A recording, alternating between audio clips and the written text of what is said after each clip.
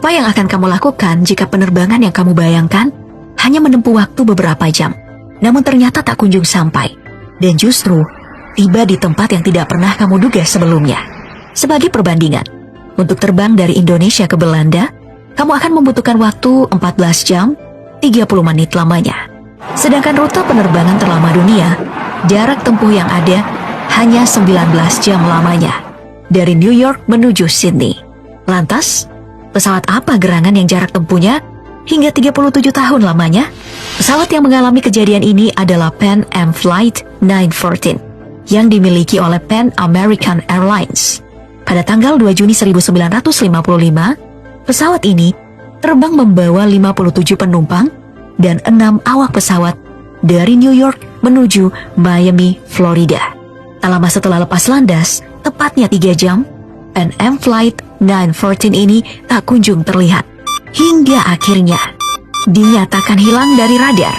Padahal kala itu cuaca sedang cerah. Tentu ada banyak penumpang yang sengaja datang hanya untuk menikmati keindahan pantai Florida.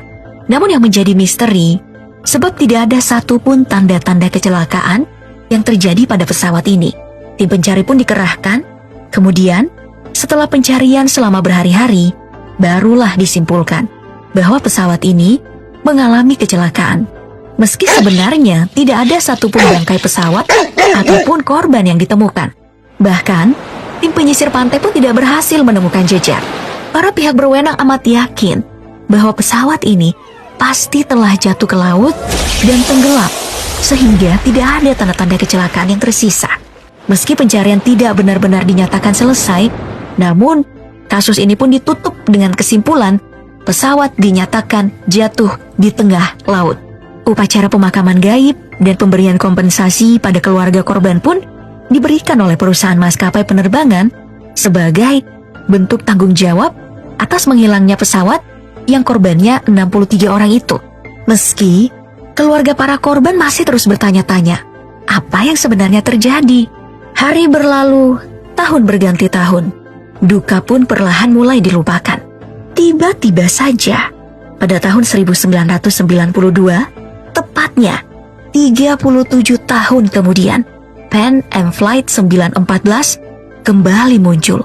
Namun, bukannya di Bandara Miami, justru tiba di Bandara Internasional Simon Bolivar di Caracas, Venezuela, Amerika Selatan. Saat itu, Juan de la Corte sedang bertugas untuk mengatur lalu lintas di udara. Ia melihat ada sesuatu yang aneh. Para pihak bandara terkejut melihat pesawat yang tiba-tiba mendarat. Padahal, sebelumnya tidak terdeteksi oleh radar pemantau lalu lintas pesawat kalau akan kedatangan sebuah pesawat. Kejadian pesawat muncul tiba-tiba seperti sulap itu adalah hal yang tak biasa dalam peristiwa penerbangan. Juan masih terus mencoba mengecek di mana letak kesalahan dari kejadian itu. Apakah ia yang sedang membuat kesalahan? Namun setelah dicek, ia benar-benar yakin tidak ada kesalahan dalam sistemnya. Semua berjalan lancar sebagaimana mestinya. Pihak bandara hanya mendengar percakapan antara pilot dan kopilotnya melalui sinyal radio. Sang pilot bertanya-tanya, di manakah mereka tiba? Sebab mereka menerbangkan pesawat dari New York menuju Miami.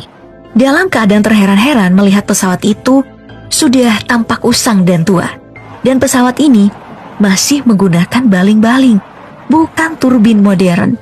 Juan pun mencoba menjawab pertanyaan sang pilot, bahwa mereka mendekati Bandara Internasional Simon Bolivar di Caracas, Venezuela. Juan pun bertanya balik kepada sang pilot melalui pesawat radio, apa yang sebenarnya terjadi? Sang pilot menjawab sesaat setelah lepas landas dari New York, mereka dijadwalkan tiba di Bandara Miami pukul 9:55 pagi, tanggal 2 Juli 1955. Sang pilot mengakui mereka memang sempat salah arah, bergeser hingga 1.800 km jauhnya, dan berusaha keras untuk bisa kembali ke jalur penerbangan yang sebenarnya. Betapa kagetnya saat Juan de la Corte, si petugas bandara, menyatakan kepada mereka bahwa hari itu sebenarnya sudah tanggal 21 Mei 1992, bukan tahun 1955. Sang petugas bandara pun meminta sang pilot untuk menurunkan para penumpangnya terlebih dahulu dari pesawat untuk transit sementara waktu dan agar lebih mudah terkontrol. Juan yang masih dalam keadaan kaget mencoba menenangkan diri.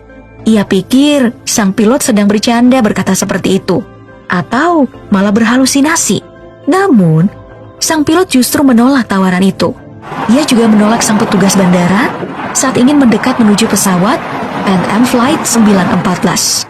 Sang pilot hanya meminta untuk membiarkannya kembali lepas landas dan terbang menuju Miami. Padahal, beberapa awak bandara sudah dikerahkan menuju pesawat itu untuk membantu para penumpang turun beristirahat sementara. Dan Juan bisa menanyakan lebih lanjut kepada sang pilot apa yang sebenarnya terjadi. Sungguh mencurigakan. Pesawat itu pun akhirnya terbang dan hilang di telan awan. Juan sempat meminta sang pilot menghentikan pesawatnya dan mengingatkan bahwa bahaya bisa saja terjadi jika mereka yang baru saja tiba kemudian terbang lagi. Namun, sang pilot tidak merespon. Sang petugas bandara yang masih terheran-heran atas kejadian yang membingungkannya itu lalu seakan mendapat petunjuk bahwa sepertinya pesawat inilah yang dinyatakan hilang 37 tahun lalu sebab memiliki ciri yang sama.